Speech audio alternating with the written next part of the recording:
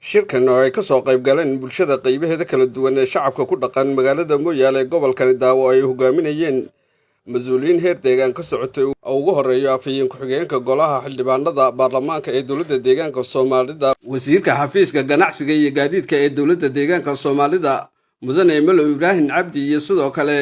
maareeyaha wakaaladda xaqiijinta tayada xirfadlayaasha COC-ga mudane Cali Daalaje Cali ayaa ahaa mid diiradda lagu saarayay sii xoojinta iyo adkeynta xasiloonida gobolka iyo sidoo kale garab istaagga hay'adaha nabadgelyada. dhacdadan hadda dhacday oo al-shabaab ama argagixisada al-qushaash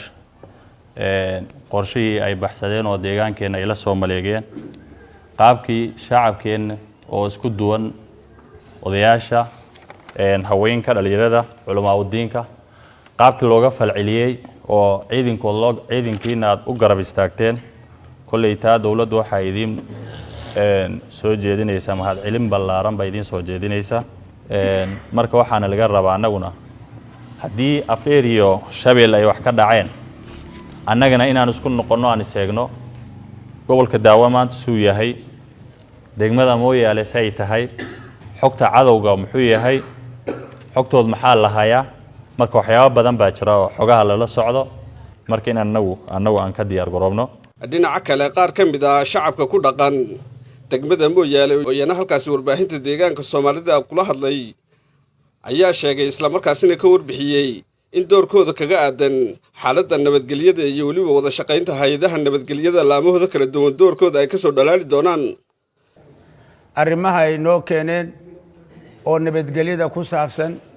annagu gobolka Daawo haddaanu nahay markii hore waxaanu lagu yaqaanaa ilaa malkaamari nabadgelyada gobolka Daawo iyadoo aan marna u baahnin ciidamada federaalka kilomitir ilaa 400 oo kilomitir ilaa gobolka Daawo